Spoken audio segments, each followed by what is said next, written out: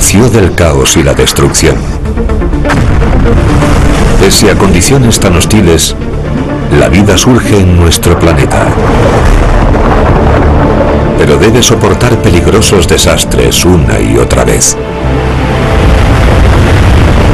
El planeta Tierra es un lugar violento, sacudido por impactos tremendos, erupciones volcánicas que inundan el entorno y cambios climáticos drásticos que provocan glaciaciones que congelan el mundo de extremo a extremo. No obstante, cada ataque abre una senda para algo nuevo. La vida siempre encuentra un camino, pese a sufrir pruebas constantes.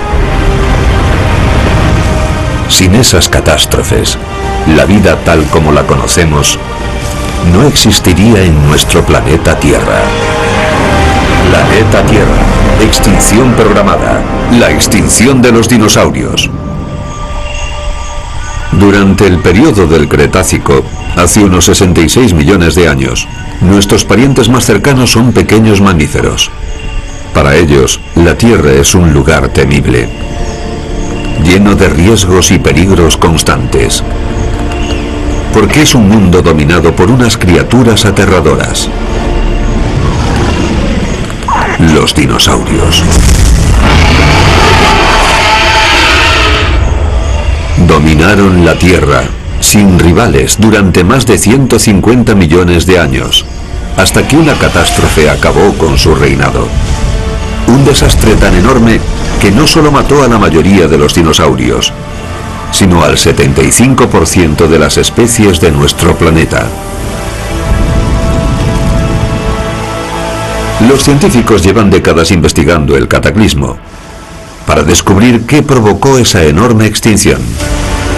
Hay varias teorías, pero una dice que el choque de un asteroide fue la causa.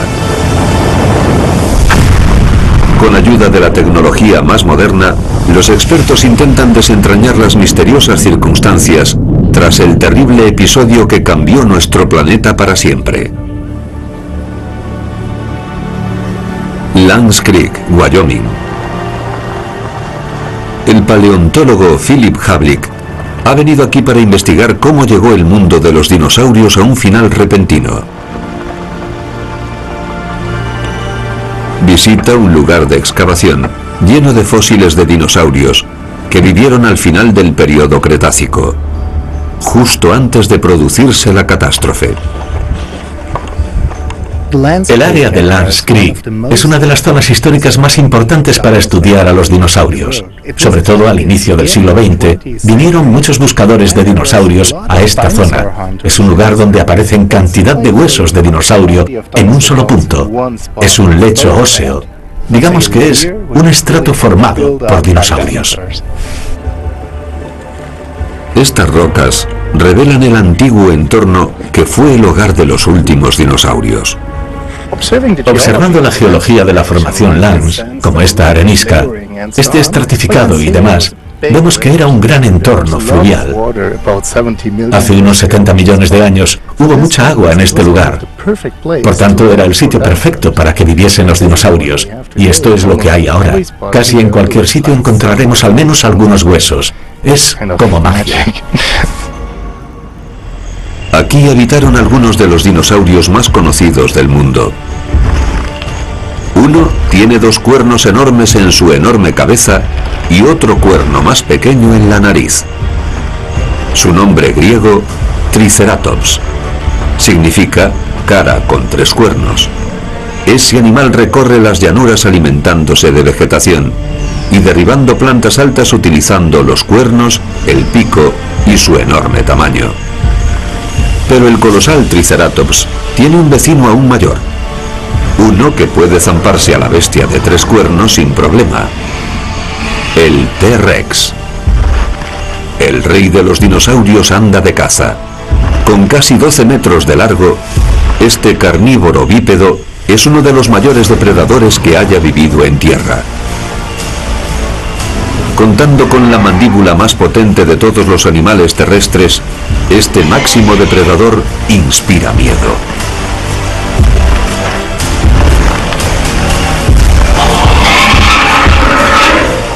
Ese Triceratops tiene suerte. El T-Rex ve que es demasiado peligroso para intentar cazarlo.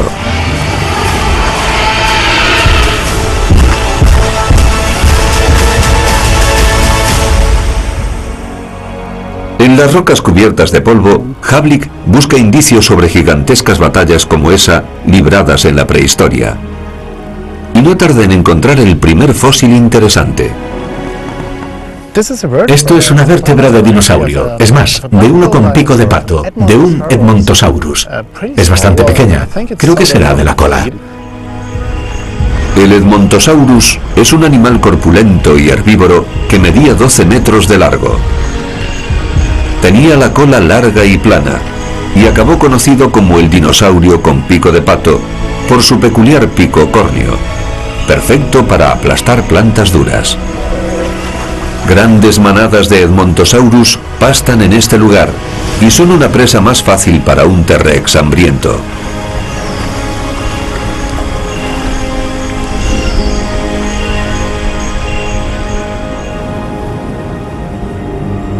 Toda la zona está llena de fósiles que pueden desvelar lo ocurrido a los dinosaurios al final del Cretácico.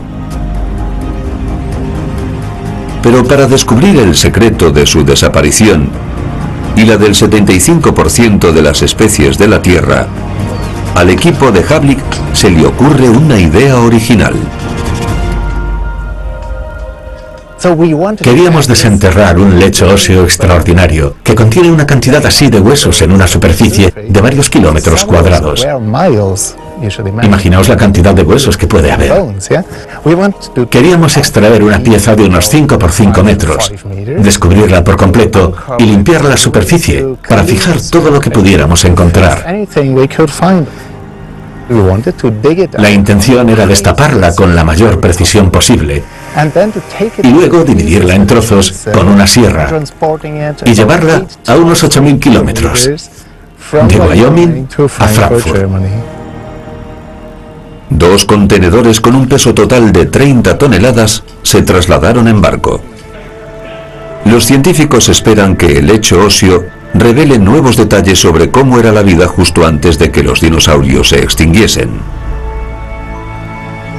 Frankfurt, Alemania. El lecho óseo de la formación Lanz ha llegado al Museo Senckenberg de Historia Natural. El profesor Andreas Mulch es el director del Instituto de Investigación Senckenberg. Espera que este lecho óseo lo ayude a descubrir cómo era el mundo justo antes de producirse la catástrofe. En toda novela buena de detectives, el investigador busca al asesino investigando el escenario del crimen. Aquí hacemos exactamente igual.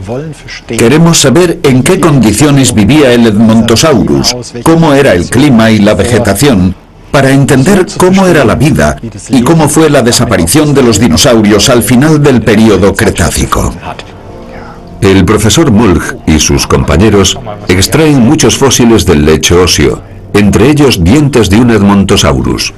Fíjate en este grupo de dientes. ¿Estaban juntos? Sí, son del mismo lugar. Luego los dientes se movían hacia adelante poco a poco. Y eso es la superficie oclusal. Esos dientes quedaban todos ocultos en la mandíbula. Y luego salen todos de ella. Sí, había muchas filas juntas. Pistas ocultas en el esmalte dental revelarán más sobre el mundo en que vivían los dinosaurios.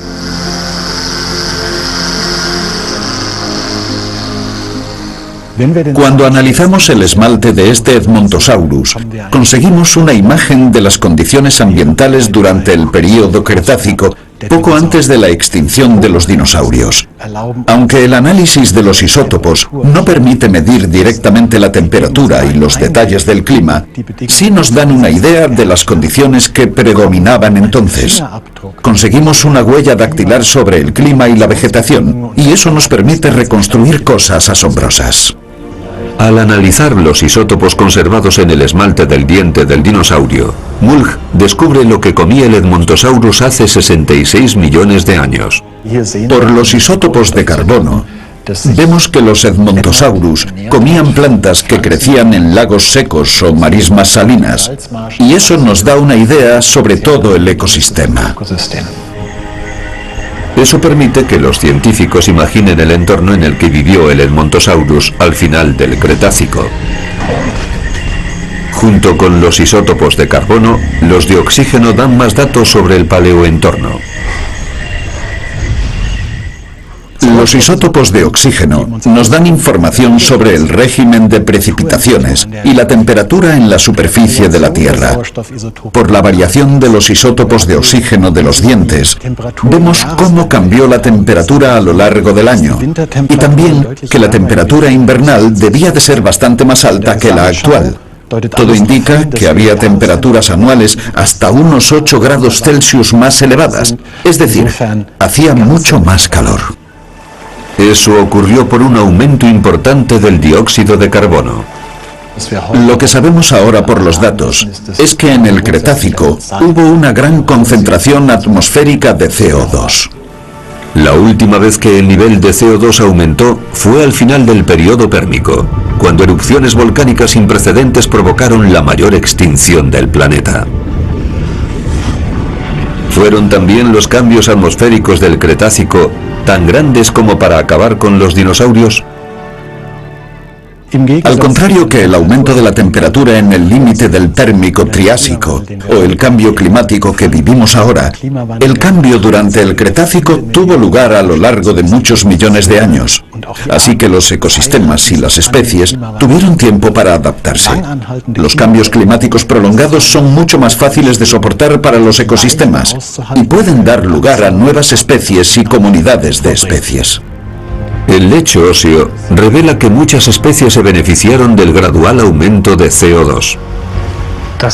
Es una sección muy buena del lecho óseo, con mucha variedad de especies, de dinosaurios depredadores a dientes de Edmontosaurus y fragmentos de tortuga. Encontramos restos de plantas, mamíferos, peces, de todo lo que vivía dentro y en torno al río. Queda claro entonces que esa gran diversidad también trajo consigo un ecosistema diverso. La gran cantidad de CO2 estimula la evolución en la mayoría de las especies. Los dinosaurios en particular prosperan en ese nuevo entorno, ya que su metabolismo funciona mucho mejor en climas más cálidos. Podemos decir sin duda que las altas temperaturas y la gran concentración de CO2 al final del Cretácico no fueron lo que mató a los dinosaurios. Hace 66 millones de años, la concentración de CO2 era grande, y también la biodiversidad. La vida prospera en un mundo tropical que se calienta. Pero todo va a cambiar. El reinado de los dinosaurios está a punto de terminar, junto con 3/4 de toda la vida del planeta. Solo que esta vez, un cambio atmosférico no será el culpable. Algo aún más mortífero e inmediato se está acercando.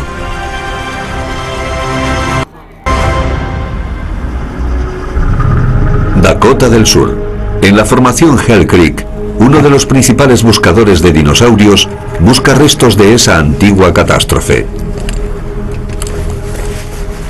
Peter Larson ha encontrado muchos fósiles en la zona que datan de la extinción de los dinosaurios. Hace unos 66 millones de años, esto tenía un aspecto muy distinto al de ahora.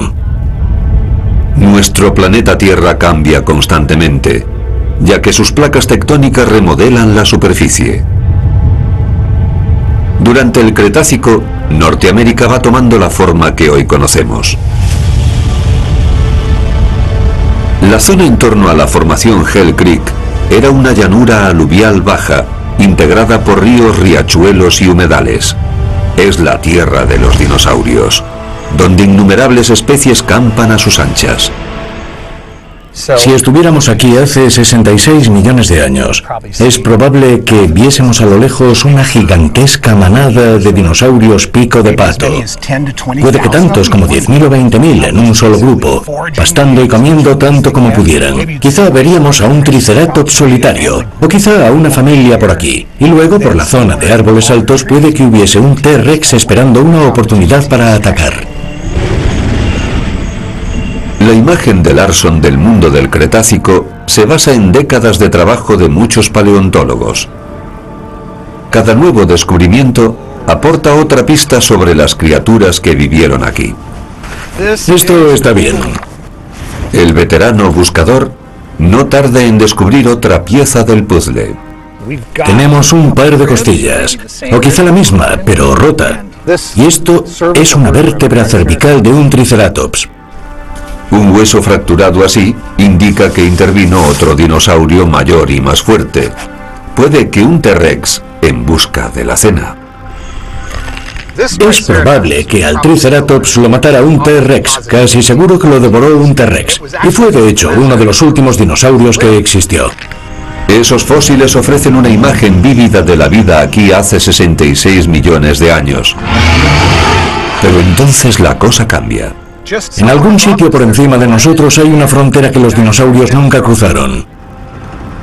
Para los no expertos, ese cambio en las rocas es casi invisible.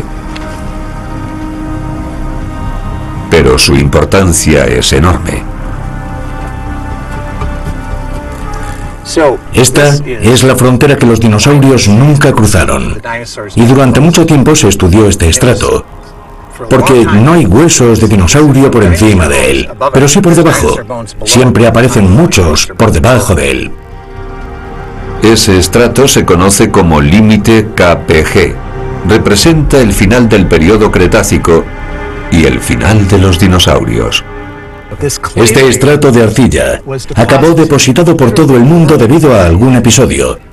Y unos investigadores llamados Walter y Luis Álvarez rastrearon ese estrato de arcilla y lo encontraron en Italia, también en Dinamarca, en cualquier lugar donde hay sedimento marino que conserva ese momento en el tiempo, encontraron esta arcilla. Ese límite marca exactamente cuándo tuvo lugar una de las mayores extinciones de la Tierra. El datado radiométrico revela que el estrato tiene 66 millones de años, pero los científicos aún siguen intentando resolver el misterio de cómo y por qué ocurrió. El hallazgo de este límite de arcilla y lo que significa es muy importante para entender cómo murieron los dinosaurios. Tiene unos 2 centímetros de grosor. Es una capa de arcilla y tiene mucha concentración de iridio. El iridio es un elemento que abunda muy poco en la Tierra, pero es común en los asteroides y también en los meteoritos. Justo después de formarse nuestro planeta, los impactos de meteoritos fueron frecuentes, pero con el paso de miles de millones de años, los escombros espaciales más peligrosos desaparecieron del sistema solar. Aún así, la amenaza de un gran impacto siguió existiendo. De modo que elaboraron la hipótesis de que este estrato de arcilla se formó por el choque de un asteroide con la Tierra, y por la cantidad de iridio, dedujeron que ese asteroide tuvo que tener unos 10 kilómetros de diámetro para depositar tal cantidad de iridio en tan poco tiempo. Pero no había cráter.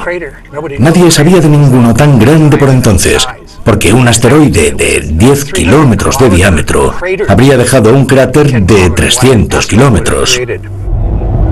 La teoría del asteroide asesino es popular en la comunidad científica, pero el escenario del crimen sigue sin aparecer. ¿Dónde hizo impacto? El cráter Barringer de Arizona es uno de los más famosos del planeta.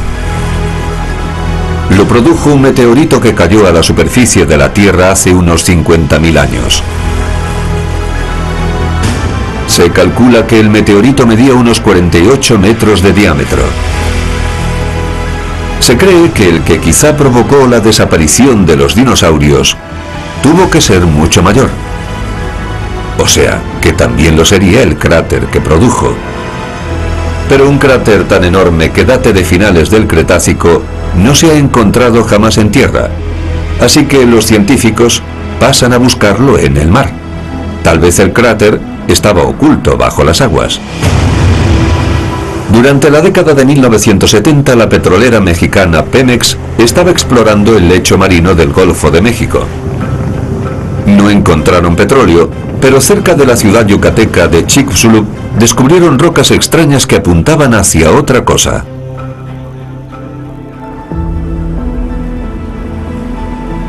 El profesor Ulrich Riller, de la Universidad de Hamburgo, analiza mapas de la zona. El mapa muestra una estructura circular gigantesca que se sitúa a más de 800 metros bajo la superficie actual de la Tierra. Tiene una profundidad de 20 kilómetros, con un diámetro de unos 190 kilómetros. Es una forma enorme que tiene todas las características de un cráter de impacto. ¿Sería ese el lugar? La mitad del cráter está sumergida, o sea que los científicos buscan la otra mitad en tierra. Yucatán, México.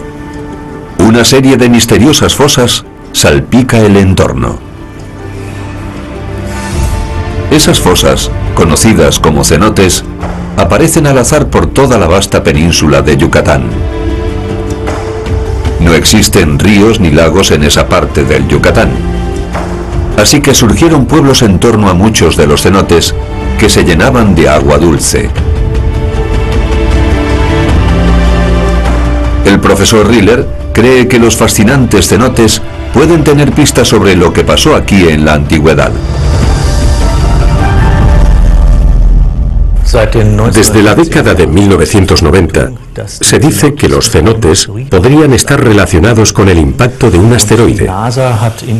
La NASA cartografió las fosas por entonces y descubrió que muchas de ellas están dispuestas en círculo.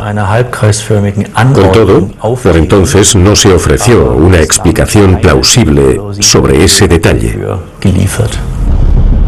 Miles de puntitos muestran la situación de los cenotes.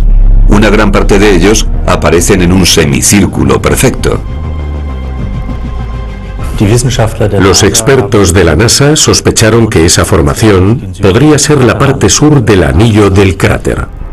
La formación submarina coincide exactamente con el círculo de los cenotes, salvo por un detalle. Pero la hipótesis tenía una pega. La roca en la que están los cenotes es mucho más joven. Ulrich Riller cree que los cenotes pudieron formarse debido al cráter de impacto, pero más recientemente. Para comprobar su teoría, prepara un experimento con su alumno de doctorado, Jan Oliver Eiserman. Quieren simular cómo afectaría un cráter de impacto al sedimento circundante en un periodo de tiempo largo. Los científicos esparcen una mezcla de arena y harina sobre una capa de silicio que simula la corteza terrestre. Una pala giratoria produce un cráter. Luego, comprueban cómo afecta eso a la superficie con el tiempo. La cámara registra cada movimiento. El sustrato de silicio nivela parcialmente la depresión del cráter con el tiempo. El experimento muestra con claridad que el suelo del cráter se ha elevado como una plataforma y que la zona en torno al cráter se ha hundido. Eso explica cómo se formaron los cenotes. Como la roca del anillo del cráter se mueve en direcciones opuestas tras el impacto, se forman grietas en rocas más jóvenes. Eso acaba creando los cenotes. Todo encaja. Y el escenario del crimen del asteroide asesino parece que se ha encontrado. Pero para confirmarlo del todo, los científicos deben obtener muestras de la roca del interior del cráter sumergido. En 2016, el profesor Sean Gulick de la Universidad de Texas dirigió un grupo internacional de científicos con la misión de perforar el cráter Chicxulub. Ahora mismo, bajo la perforadora y bajo esta zona donde nos encontramos, está el anillo de picos de Chicxulub. Está enterrado por 66 millones de años de piedra caliza. Elegimos este sitio porque es donde el anillo de picos está más cerca del lecho marino actual. Allá vamos. Muy bien. Ha costado años prepararse para la perforación, pero puede que los científicos demuestren al fin la importancia del cráter. Era la oportunidad magnífica de aclarar, de una vez, las dudas sobre si de verdad ese cráter de impacto es el que se observa en el estrato, si de verdad ese fue el impacto que provocó la gran extinción de hace 66 millones de años. El agua es poco profunda en el lugar de perforación, así que el equipo debe usar instrumentos no convencionales para tomar muestras de los sedimentos. Usamos una perforadora minera terrestre. La colgamos de la proa del barco y perforamos durante 2 meses dentro del cráter. Y después seguimos perforando hasta que nos quedamos sin dinero a 1.335 metros de profundidad. Estábamos en la plataforma perforadora horadando en el cráter de impacto, las primeras muestras subieron y fue una experiencia emocionante. Mira el color de la matriz. Pasa del verde al rojo, parece como de fundido. No parece normal, ¿verdad? Parece un enorme fundido de impacto. Sí. Hemos entrado en las rocas de impacto y es muy fácil verlo porque es granito. Se ven grandes manchas como de leopardo. Llegamos a las rocas que no se habían depositado de forma como suelen verse los sedimentos marinos, sino de otro modo, y nos dimos cuenta de que había sido por el impacto. Los indicios sugieren que un asteroide de unos 9 kilómetros de diámetro impactó contra la Tierra en este lugar, alterando totalmente la roca. Uno de los detalles asombrosos fue la claridad del registro. Normalmente, como mucho, 1 centímetro podría ser 1000 años en una muestra marina de tipo científico. Y en este caso teníamos 130 metros. Y como había un estrato de tsunami en la cima y de fundido de impacto en el fondo, estaba claro que todo se depositó en el primer día del Cenozoico. Cuando se extraen sedimentos del mar, puede decirse que lo normal es conseguir una frase sobre una época. Pero como tenemos 130 metros, es como tener toda una novela sobre un solo día conservado en los estratos de roca. Todas las muestras de la perforación hecha en Chicxulub se guardan en el depósito de la expedición, situado en College Station, Texas. Ahí es donde Sean Gulick las examina, esperando probar que Chicxulub fue en efecto la zona cero del impacto. Resulta que el propio anillo de picos estaba formado por granitos, pero esos granitos están muy alterados por haber estado en un cráter de impacto. Es mucho más poroso de lo que debería, es más débil, podríamos romperlo con las manos, y eso demuestra que eso estaba en un cráter de impacto. Se ven los detalles de deformación, y todos los demás detalles observados también corroboran que esto estaba en un cráter de impacto. El análisis demuestra que el Chicxulub es sin duda un cráter de impacto. Pero ¿pueden asegurar los científicos que ese impacto provocó la muerte de los dinosaurios?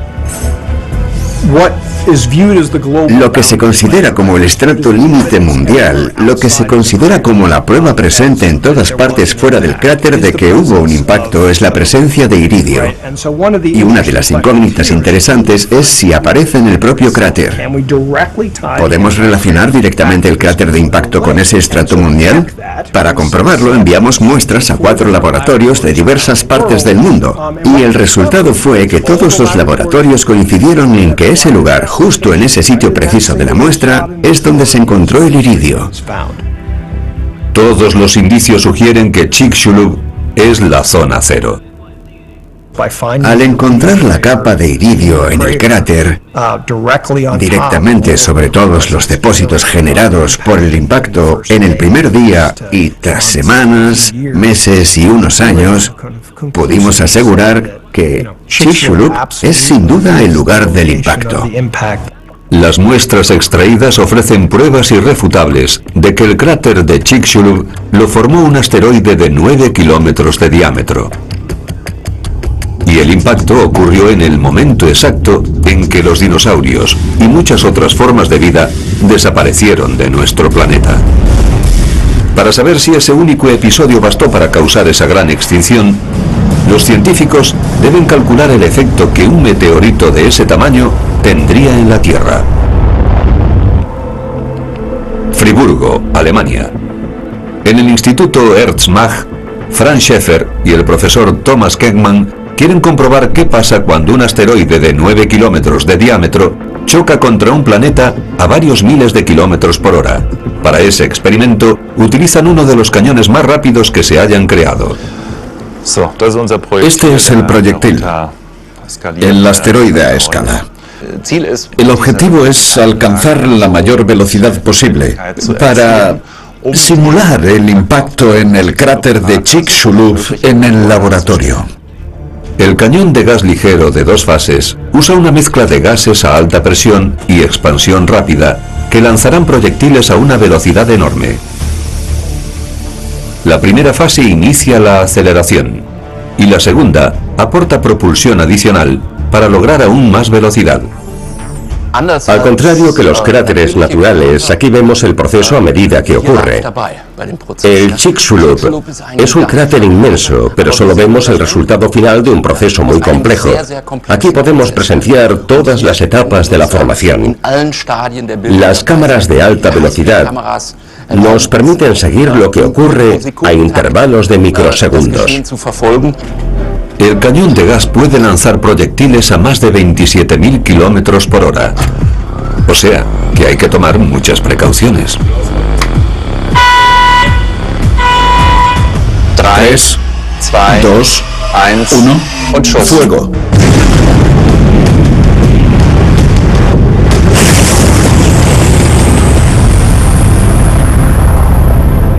Nominal.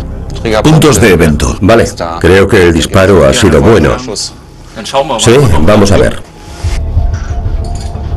Además de analizar las imágenes de alta velocidad, el equipo quiere investigar el cráter resultante.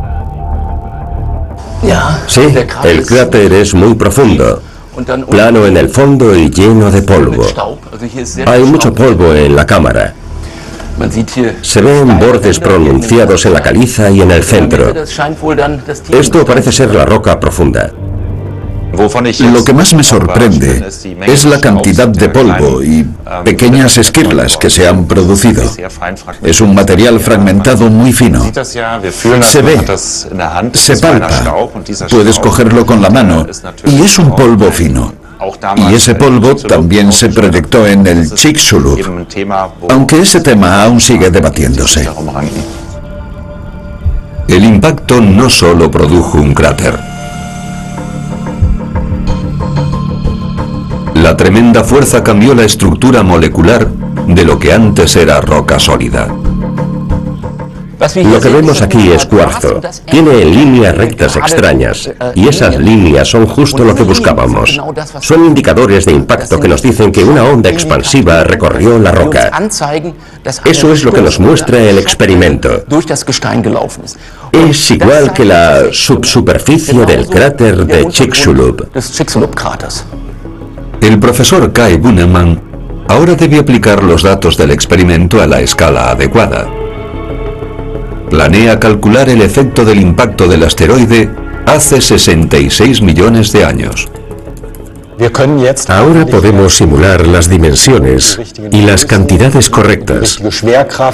Por ejemplo, la gravedad correcta.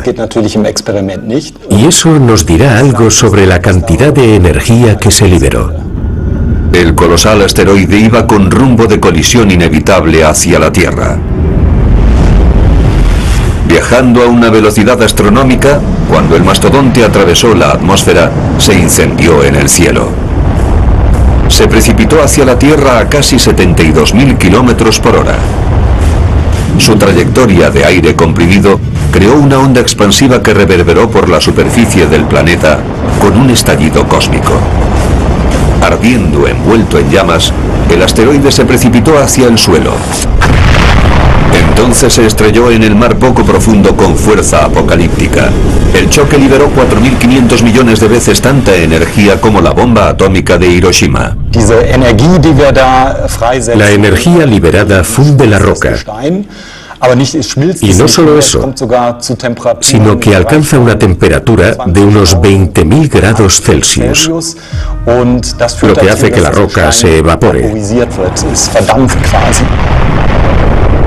La energía que liberó fue devastadora. Después de que un fogonazo ilumina el cielo, una siniestra esfera blanca fulgurante crece en el lugar del impacto. El lecho de roca se transforma en un plasma candente que libera una onda expansiva aún mayor que la primera. Hasta las rocas profundas resultan tan fragmentadas que vuelan como agua. Es muy parecido a lo que se ve al tirar una piedra al agua, que también produce un cráter. No suele durar mucho tiempo, casi no lo vemos, pero también se hunde y luego se eleva por el centro y forma lo que llamamos una montaña central. O sea, que se parece a ese levantamiento en el medio. El agua del mar circundante se desplaza o se evapora al instante cuando el asteroide choca. La corteza fundida forma una montaña temporal, más alta que todas las actuales de la Tierra. Esa torre de plasma líquido ardiente se hunde enseguida. Al mismo tiempo, el agua desplazada antes vuelve al cráter y al derrumbarse la montaña temporal e interactuar con el agua que regresa, se producen olas de casi 1,5 kilómetros de altura, que luego se extienden más o menos como las olas de un tsunami. Eso, claro está, también destroza las costas a miles de kilómetros del centro del impacto. El impacto aniquila todo lo vivo en los alrededores. Primero se quema, después lo destruye la onda expansiva. Todo lo que queda se ahoga en un tsunami de 800 metros de altura, pero una ola tan apocalíptica debería haber dejado señales en los estratos rocosos. A 1.300 kilómetros del cráter de impacto, Sean Gulick busca pistas en el río Brazos, en Texas.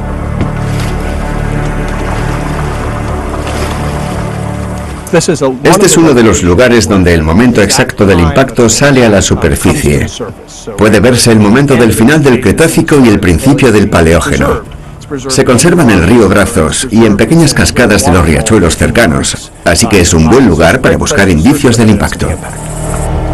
Gulick quiere elaborar una imagen completa de uno de los días más aterradores de la historia de nuestro planeta.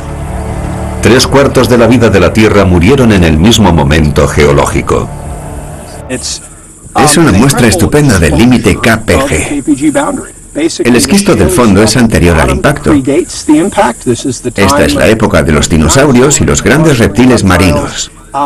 Y aquí tenemos el límite. Y el contacto es muy erosivo. Tiene tanta energía que penetra en lo que había antes. Y entonces varios eventos quedan reflejados en el más de 1 metro de material que es el límite KPG. Se ve aquí, hay una estratificación cruzada. Esa laminación que se ve dentro de estas rocas, en este material que quedó muy alterado y está por encima de las partículas más finas. Todo esto puede representar la llegada del tsunami aquí al centro de Texas. El tsunami es mundial, con una fuerza que pudo ser 30.000 veces mayor que cualquiera de los que hay constancia. Todos los indicios reunidos le dan a los científicos una imagen más clara sobre el desarrollo de la catástrofe producida al final del Cretácico. Si viviéramos hace 66 millones de años, las consecuencias del impacto dependerían de dónde estuviéramos respecto a la zona cero de la península de Yucatán. Estamos a unos 1.300 kilómetros del lugar. Todo lo que estuviera a unos 1.500 kilómetros sufriría el calor directo del propio impacto. Es decir, la explosión del choque sería tan grande que se vería en el horizonte. Nos mataría a la velocidad de la luz la radiación térmica emitida por el impacto. Si estuviéramos un poco más lejos, nos afectarían el viento huracanado y los terremotos. La magnitud del impacto es imposible de imaginar. A miles de kilómetros de distancia en las costas del Pacífico y del Atlántico, enormes tsunamis causan estragos, inundándolo todo a su paso.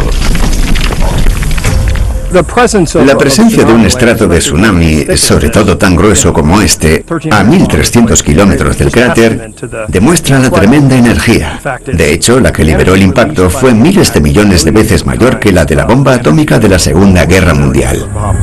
Pero pese a la tremenda envergadura de ese episodio, Gulick necesita más pruebas que confirmen que el impacto afectó a la vida a escala mundial. La radiación térmica, los tsunamis y los huracanes no bastarían para provocar la extinción del 75% de las especies hace 66 millones de años. Debe buscar más pistas para descubrir lo que les pasó a los dinosaurios en todo el mundo. Analizando con cuidado la prehistoria conservada en las rocas del límite Cretácico-Paleógeno, encuentra un indicio que podría explicar su extinción. Sí, ahí se ven esférulas.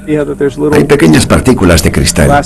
Se aprecian pequeños restos de las capas de esférulas que hay dentro de esta roca. Las esférulas parecen como bolitas de cristal. La mayor que se haya encontrado podría tener 1 centímetro, pero suelen medir milímetros o incluso menos que eso. Se considera que es material fundido expulsado desde el cráter, que se enfrió en esferas, se desplazó y luego cayó al suelo, o que son en realidad vapor de la pluma que se condensó en una esfera de cristal que luego cayó. Esas bolas de cristal inocuas son la clave de lo que ocurrió tras el impacto. Las esférulas aparecen en el límite Cretácico-Paleógeno por todo el mundo y coinciden claramente con el impacto al final del Cretáceo, hace 66 millones de años. Son una relación sólida con ese momento en el tiempo. Cuando el asteroide choca contra la roca, fragmentos fundidos y evaporados salen proyectados hacia el aire. Algunos incluso llegan al espacio. Pequeñas gotas de roca de la pluma se condensan y solidifican, cayendo de nuevo al suelo microbolitas de cristal. En cualquier parte del mundo que tenga un estrato límite bien conservado, se ve material que llegó tras la expulsión y material que era polvo que después se posó. Lo expulsado se movía a gran velocidad. Son las esférulas que vemos aquí. Hay un gran depósito en forma de cuña bajo la capa del tsunami. Y hay bolitas de cristal que cayeron como lluvia. Llegaron aquí a una velocidad de kilómetros por segundo. ¿Pudo contribuir lo expulsado a la extinción de los dinosaurios? De nuevo en Hell Creek, Peter Larson analiza cómo se produjeron los efectos del Chicxulub por todo el planeta. Aquí tenemos un fragmento de la arcilla del límite KPG y del carbón que está por encima de ella. Si raspamos un poco la arcilla del límite, aunque no sé si eso es hollín, a veces aparece una capa de hollín que está justo encima de la arcilla del límite, y eso es señal de incendios forestales. Es lógico que haya restos de bosques antiguos incendiados en el lugar de un impacto. Pero Larson está en Dakota del Sur, a 3.000 kilómetros de donde cayó el meteorito.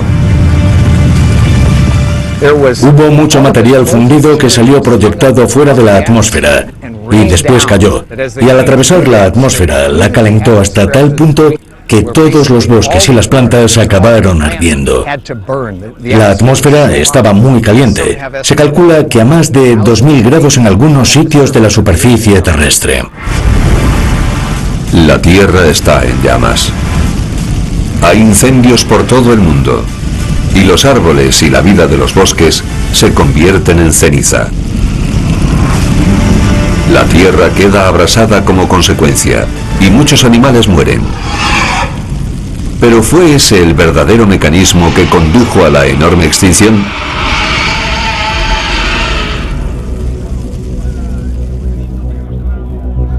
Sean Gulick regresa al laboratorio para reexaminar las muestras del cráter de Chicxulub. Quizá escondan alguna pieza que resuelva el rompecabezas. Sean descubre una extraña anomalía que no vio antes. No le llama la atención lo que ve, sino lo que no ve. Hay una clara ausencia de minerales con azufre y de debería verlos.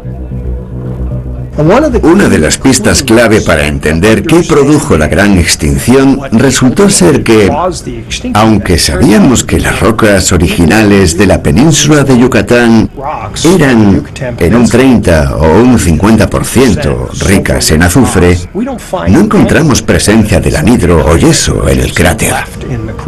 Por tanto, la conclusión que se extrae de ello es que todas esas rocas ricas en azufre se vieron expulsadas a la atmósfera.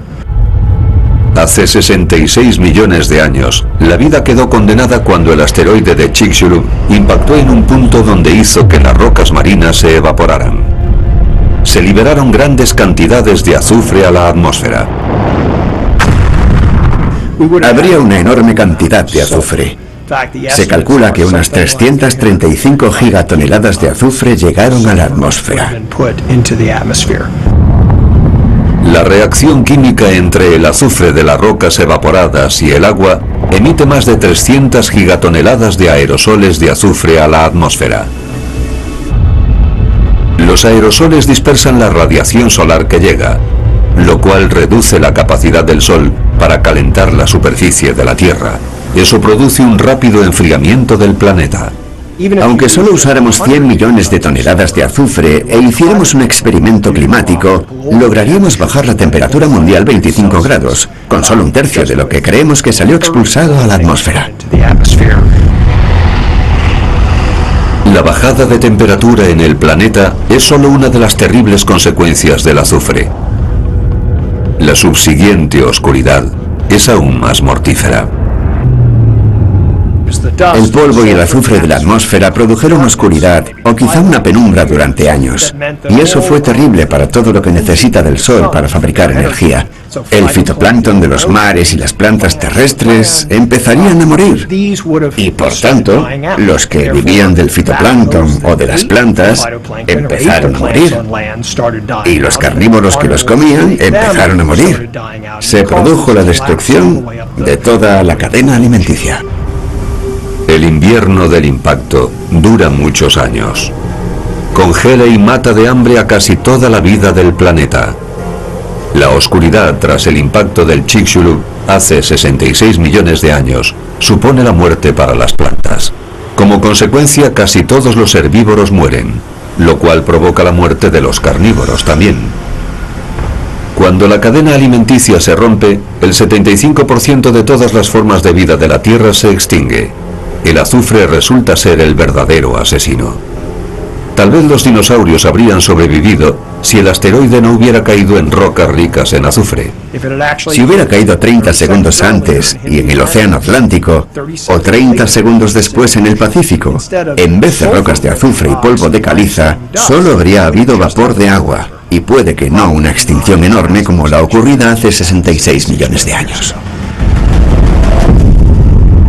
Pero ¿cómo podría haber sobrevivido algo vivo a esa catástrofe?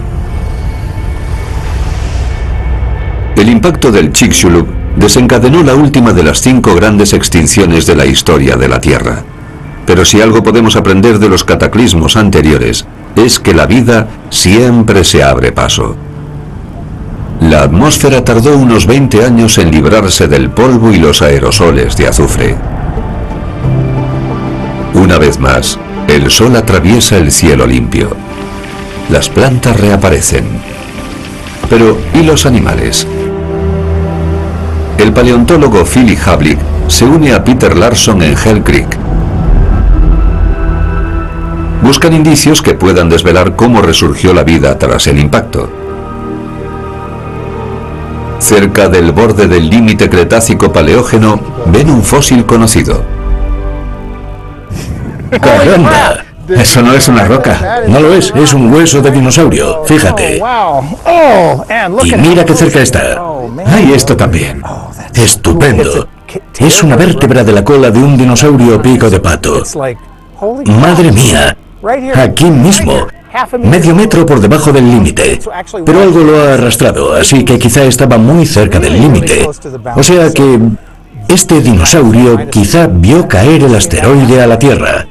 Es posible, está lo bastante cerca. Es posible que algo lo haya arrastrado. Sí. Seguro que fue uno de los últimos dinosaurios que existió. No hay duda alguna. Pobre desafortunado. Pronto encuentran indicios de lo que de verdad buscan. No. ¿Lo es? Creo que es un pequeño diente de multituberculado. Vamos, hombre, no me digas. ¿A qué es genial? Sí. Veo las raicillas. Lo es. Es un diente de multituberculado. Los multituberculados vivieron en Hell Creek, en el Cretáceo, y sobrevivieron hasta el Paleoceno. Eran mamíferos muy pequeños. Con más de 200 especies distintas, esos mamíferos con aspecto de roedores podían ser tan pequeños como ratoncillos o tan grandes como los castores modernos. Vivían de diversas formas. Algunos horadaban el subsuelo, mientras que otros andaban por los árboles como las ardillas o brincaban por el entorno. Estos animalitos consiguieron sobrevivir porque eran tan pequeños que podían ocultarse en pequeños huecos, en madrigueras, y los dinosaurios no. Tampoco necesitaban gran cosa para alimentarse. Así que ese animal pudo sobrevivir con plantas secas o incluso medio quemadas, o si era carnívoro, del cadáver de algún dinosaurio. Aquí hay mucha comida, mucho alimento seco con el que ese animal podría subsistir durante mucho tiempo. O sea que consiguió sobrevivir a ese invierno nuclear que fue consecuencia del impacto del asteroide contra la Tierra. Cuando el invierno ocasionado al fin acaba, pequeños mamíferos como ese hallan formas de prosperar en un mundo que había sido aniquilado por una catástrofe. Ellos son los auténticos supervivientes. Le deben su éxito a una característica especial: ser pequeños. Cuanto mayor el animal, más energía necesita para sobrevivir. Cuando la comida escasea, el tamaño es una pega, y solo perduran los más pequeños. Cuando todos esos dinosaurios murieron, no solo hubo algunos supervivientes, sino que dejaron nichos ecológicos abiertos que fueron como oportunidades de empleo. De modo que animalitos como este pequeño, mamíferos pequeños, se transformaron con el tiempo en animales como los elefantes. Hoy los mamíferos tienen una gran diversidad. De los pequeños a los colosales, los mamíferos tienen una gran variedad de tamaños. Habitan ecosistemas muy diferentes. De la helada tundra ártica a las densas selvas tropicales y los desiertos áridos. Disfrutan del aire, el agua y la tierra. Sorprendentemente, los dinosaurios tampoco se extinguieron del todo. Algunos de los pequeños dinosaurios emplumados sobrevivieron y luego se convirtieron en aves. Sus antepasados prosperan hoy con una amplia gama de colores, formas y conductas. Los dramáticos acontecimientos que empezaron con el impacto del asteroide de Chicxulub hace 66 millones de años alteraron totalmente la vida en la Tierra. Todos los dinosaurios no emplumados, entre ellos el famoso T-Rex, no consiguieron sobrevivir a los efectos a largo plazo del impacto. Su desaparición abriría camino para que surgieran los mamíferos y luego a la aparición del ser humano.